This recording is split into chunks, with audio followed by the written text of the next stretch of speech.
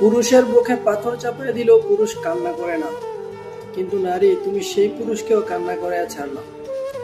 বিতির husband মানিক ভাইয়ের কথাগুলো একটু শোনেন। শখের নারী তো কোনদিন শখের অভাব দিনি ভাই, যেটা শখ করছে সেটাই বেটার দেখেছি ভাই। ওরে ভাই আমি এভাবে লেভেল বানাতে পারতে ফার্স্ট পেটে দিচ্ছি আর আমি নিচে দাঁড়াতে চাইছি। আমার অনেক শখের নারী এটা আর কি।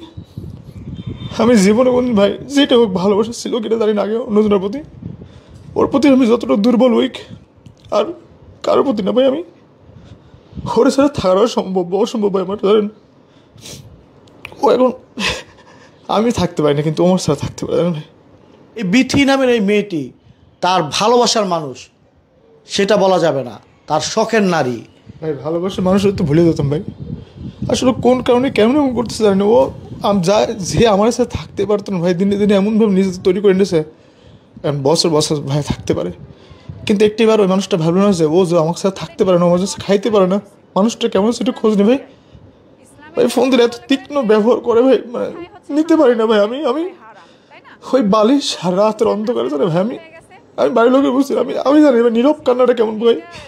সবচেয়ে জঘন্যতম ভাই নীরব কান্নাটা ভাই, যেটা মুখ দুমড়ে দুমড়ে মুছড়ে কাঁদতে হয় ভাই। কাউকে জানে বলো, কাউকে জানে বোঝানো ভাই।